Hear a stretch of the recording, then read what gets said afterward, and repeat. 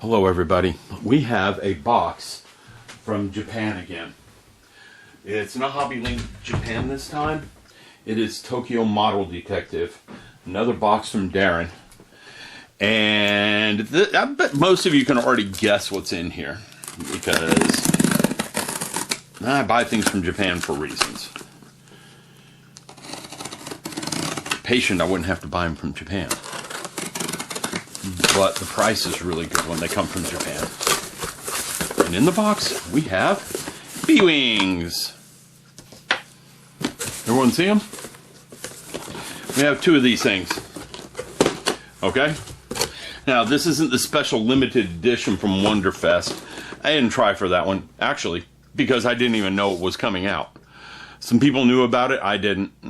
Oh well, behind the curve a little. But I got a couple of these. They are a little bit different than special edition, but not much from what I have gathered. Let's open one up and see what's in there. Okay? First thing, you have water slides and decals. I'm not sure the special edition had both. That's fine. Okay? Now, I thought I had the old MPC B-wing and I was going to put them side by side, but I don't have it. So there's no putting them side by side. It's one of the few NPC kits I didn't have a copy of. I'm looking over there. I have the A-Wing, the Snow Speeder. I have Shuttle Tyrillium. I have the NPC Millennium Falcon. I have Darth Vader's, TIE Fighters. I used to have their big X-Wing, but I got rid of it. I have the Battle of Hoth at the bottom. I have two Star Destroyers. So I have lots of the NPC kits, just not the B-Wing. So you're greeted with one sprue when you get out. Okay? Open it up, and it looks like everything's nicely molded. It is molded in color, like most of Bandai's kits. Here's all the wings. Okay. Here we have a sprue of gray parts, dark gray parts, and they look duplicated. And then we have the stand. Now this stand is a little bit different than I think the special edition, but not a whole lot. It does say Star Wars on it across here. You have your red effect parts, but most of this is just the stand. Then we have the directions. Let's look at the directions. And we have some glare on the directions. So, I know how to fix that. Let's put the TV remote underneath the box and tilt it. That should get rid of the glare, but now the directions want to slide. Now, there's still slightly glare. Oh well. We open up the directions. It has an assembly stage. You put the cockpit together, then the wings, then the stand. And then you put it on the stand. Directions are in English and Japanese. Part 1 is the cockpit engine area. Here, let's do this. Let me zoom it a little bit. There, I'll just move the directions around. I know I'm bad about keeping things on camera, but I can try. The cockpit looks like it goes together fairly quickly. It looks like it's got some detail to it. Now, sprue A is usually the multicolor sprue, which is right here. And if I look for the cockpit, it's right there on sprue A. Okay? It's all parts of A. There's 4 parts of A that make up the cockpit. There's this part, and you can see some nice detail on the back of this part. Okay? And there's 2 little parts, A1 and A9. I don't see them offhand, but they're probably little parts over here in this part of the sprue. Okay? But it looks like there's some nice detail. The glass is clear, and it has this wireframe. I'm hoping that wireframe goes over the glass. You can paint it separately and stick it on. Alright, and yeah, these are cockpit pieces for sure, and the rest of them are probably here. I keep getting off camera, I'm bad. These are the cockpit pieces for sure, this one, and the others are probably right there. So the first thing you do is put together the cockpit. There's enough detail in there, and it looks like it's going to leave you enough room that you can light the thing on the interior if you're creative. I'm looking for the figure. The figure is C20, so let me find sprue C. Sprue C is here. Okay. figure is there underneath the plastic wrap. These two sprue are not 100% identical. I have two of these, so why not open one and let's see what's in there. Let's get him out. Let's see what he looks like.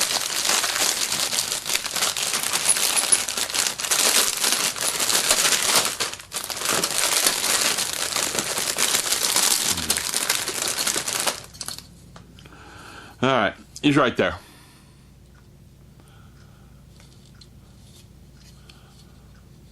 Let's see if the camera will focus on him pretty good. It does focus on him pretty good. It's behaving tonight. Wonderful camera. I need to buy you some more electrons. All right, so there's the figure. And I've got old eyes, so I can't look at that and say what the figure is. So let me get a pair of glasses. And let's see what the figure is. Okay, I can't really tell, but I don't think it's the guy from Return of the Jedi. Not Return of the Jedi. Yeah, Return of the Jedi. Is that it? The third one? Oh, I'm going to get so many bad comments for that. But it's not the guy who was flying around in Han Solo's Falcon with Chewbacca and Lando. All right, anyhow, it looks like it goes together fairly well. There are some warnings in the second step about placement of parts. And then you got the main fuselage here, and that goes in there. And it looks like the cockpit will rotate in there. It's got a nice little ring around it, so it's possible it'll rotate. Now, I don't know how freely it'll rotate. If it's really, really loose, that'll be annoying. But knowing Bandai, it's probably close to perfect. And then you put the stand together so you have somewhere to support it, and you have the 4 engines. The 4 engines are on sprue D. And let me find sprue D real quick. This is B and C. Yep, the 4 engines are right here. They are hollow. So you will be able to put LEDs in there, and they look about the size of a 3mm LED. It would be nice if they scaled it to that, but it looks like you can put LEDs in them. They are molded in one piece, so hopefully, and Bandai's good about this when they want to be, there's no mold marks on these. So you detach them from the sprue, clean them up a little bit, and you're done. I've been putting together a model kit by Bandai where as soon as I detach them from the sprue, there are no nib marks. It's been amazing to build. Okay, so you got your engines right there. It looks like you can LED them. I know, oh, that's the light pipe thing. It comes with the light pipe, so you can use one LED to light them. I personally would probably put 4 LEDs in there and ditch the light piping. Because, well, that's me. I would put 4 LEDs in there. And then we get down in here, and we have the rest of the parts for the fuselage. Then we start building wings. Okay? We have the wings here, and they attach to the body. You have other wings here, and the wings can fold, and it comes with pins for folding them. And hopefully I haven't lost those pins, because it can be special that way sometimes. I don't see them in any of the bags. That doesn't mean I have lost them necessarily. They might be buried in the directions somewhere. Okay? So let me take a look. Because it says FE1, FE1, and I don't see sprue F anywhere. There's D and C. These are 2 Ds. This, I found them. It's on the clear sprue, right here. Okay? It's on the clear sprue right here. They're labeled. This is labeled, well, it's not really labeled. There's the light pipes for the LEDs. In other words, you put one LED back here and it'll light up all 4 engines. Again, I don't know how much of a fan of that. I would just prefer to wire it. All right, and then you're putting the big bottom wing together. And it goes into the fuselage on parts. And there's a few little detail parts after that. And then the guns. Okay, because this thing's got guns all over. It's got 3 or 4 or 5, something like that. Okay, but as my 4-year-old will put, there's a gun here, and here, and here, and here, and here. And you put dinosaur stickers on it to make it good. And then you build the stand. The stand's going to be real straightforward. And the stand will allow you to pose the B-wing in all of the different flight modes. Okay, you have the vertical wing, you have the horizontal wing, and it allows you to move it around in typical Bandai fashion. It's telling you here you can remove the engine kit and put a Bandai LED unit in there. And I'm not a fan of those LED units. They work, they're simple. I don't like anything with batteries in my models. Personally, I'm that way. I don't want anything I have to take apart and put together. I want something I can just turn on and not worry about it because it's plugged into the wall.